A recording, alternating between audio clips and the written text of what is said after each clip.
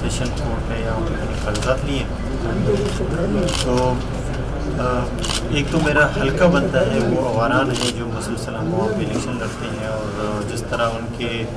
अवाम ने हमें तकरीबन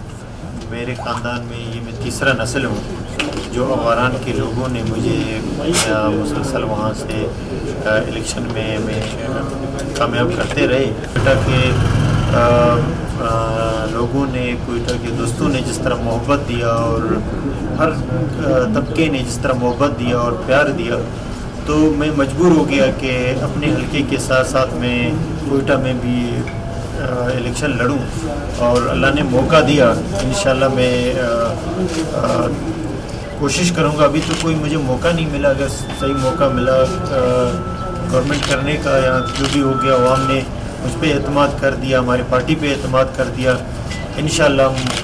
कोशिश करेंगे कि बलूचिस्तान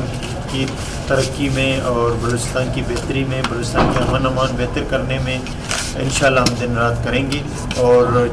मैं इसलिए आज यहाँ पे आया हूँ नॉमिनेशन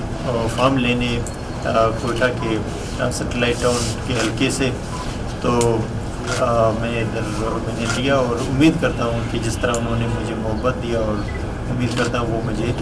इलेक्शन में इसी तरह प्यार मोहब्बत से और कामयाब